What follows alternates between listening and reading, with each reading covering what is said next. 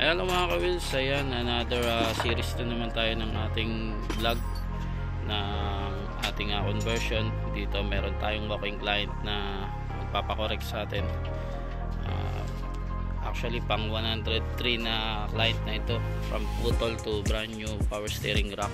Ayan, so tatanggalin natin yung kanyang steering rack na luma. Ayan yung putol, papalitan natin na itong brand new.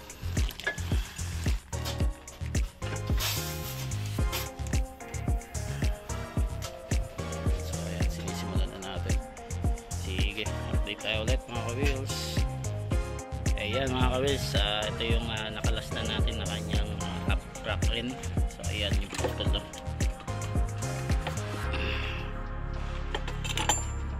So ayan, so papalitan ngayon natin ito ng brand new Bluetooth mode.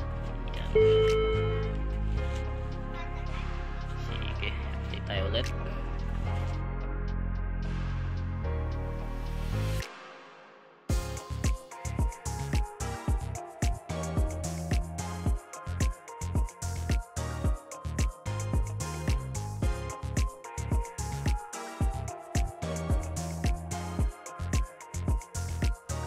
So ayan mga ka-wheels, na ikabit na natin tong kanyang brand new left hand. So ayan.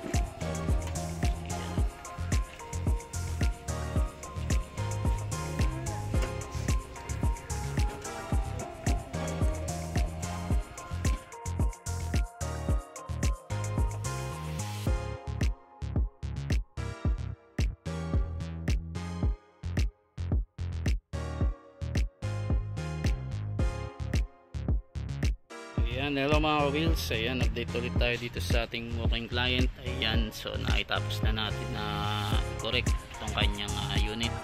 So napalitan natin ang brand new left hand drive, power steering rack, then natapalan natin itong mga butas. Ayan, then tinutin na natin kinakabit itong kanyang mga parts sa harap, kanyang radiator and other parts.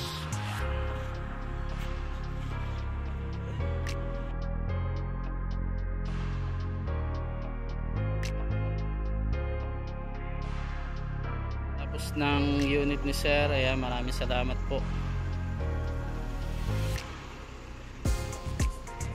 Ayan.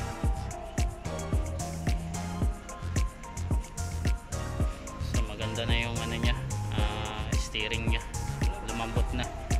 Last time naglalak siya, tumitigas-tigas yung ano niya, manibela niya. So ngayon okay na, napalitan na natin ang brand new left hand drive from putol ito. Ito po ay pang 103 na client na natin ito na correction. So ayan, uuwi pa sila ng Marble. Thank you boss. Ayan, salamat po sa pagtitiwala. Sige mga ka-wheels.